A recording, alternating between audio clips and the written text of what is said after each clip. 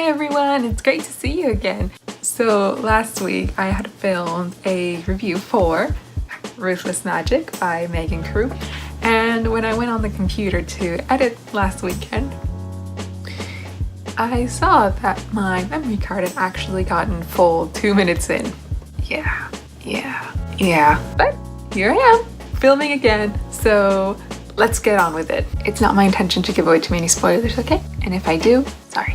So Ruthless Magic itself is divided between the two narratives of Finn Lockwood, and the second is Rocio Lopez. Did I mention that they have magical powers? Because they do. You see, in this world there is the North American Confederation of Mages, where some people are allowed to keep their magic and some have it taken away from them. It is from an upper class family, so his relatives expect him to do a lot with his magic to be a part of their belief system, but Rocio is part of a lower class system and she doesn't have as many opportunities as Finn, but she has an incredible magical ability, and Finn is a very admirable character because he tries to hold on to his belief system that he should use his magic to better his community and help out other people. But his magic is a little, let's just say it's not that strong. But as I mentioned before, the North American Confederation of Mages doesn't allow everyone to keep their magic, but if you're chosen to have your magic taken away, you can appeal by taking part in their game, which is called the exam. The exam is very unknown. No one talks about it, no one knows what happens, and there's only 1 to a few winners each year. And the stakes are really, really high. If you get involved in the games and you lose or you're not deemed worthy, you lose everything. I don't want to have too many spoilers, but at least tell you how it starts off. So Rocio is really, like I mentioned before, she's really talented with her magic. She can do like all these sorts of things. And I love the way that Megan Crewe writes, because she's very vivid. Like, she has a scene where Rocio conjures up this dragon, and it's just so vibrant and so colorful, and it's just, you can imagine everything so clearly as you're reading, and I love that about the book so much. And then one day Rocio goes home to find out if she is accepted in the College of the North American Confederation of Mages. And if she is, that means she gets to develop her magic further and she gets to keep it, which is the most important bit. But the letter says that she has not met the requirements, which is a bit like, whew. And on the other hand of the spectrum, you have Finn, who was accepted immediately because of his family's social standing. But I didn't see it coming that he would actually declare for the exam. So as I was reading this, I was just like, what? No kidding. I was like, I didn't expect that. He had come across as a very noble person, but that's like, finally the day comes where there's a large group of people from all sorts of different locations that get together to take this exam. And that's when everything just, and that's all the spoilers I'm gonna give. I love how the author describes magic as being a very inherent part of who they are. And that's why everyone is doing everything they can to protect their magic and protect a part of who they are, which is more important.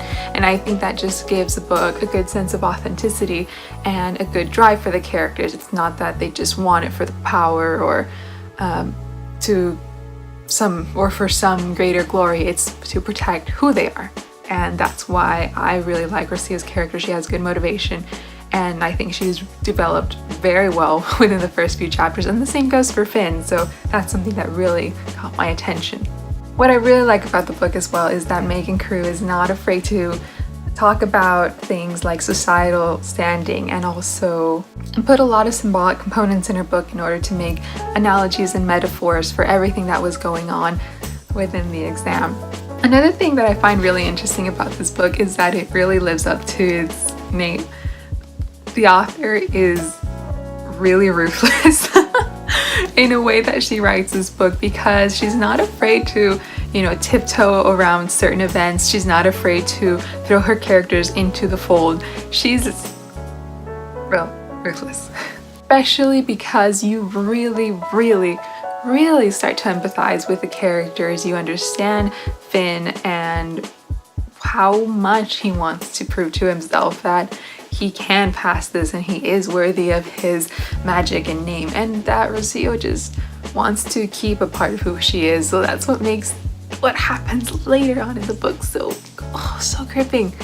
If I were to compare Ruthless Magic to other books in the genre, I'd definitely say it lives up to The Hunger Games by Suzanne Collins and also the Maze Runner series by James Dashner. Ironically, it's not a dystopian novel per se, but it is very action-packed. Overall, Ruthless Magic is one of those books where you're going to be reading at night and just say, oh, just one more chapter, and before you know it, it's going to be over. That's going to be finished. And I really can't wait for the second book to come out. The author has this really cool Facebook page set up where she gives readers updates and notifications on the book. We even got to have a sneak peek of the chapter in the book. It was so good. But then I was just like, I want more. Bookworm problems, right?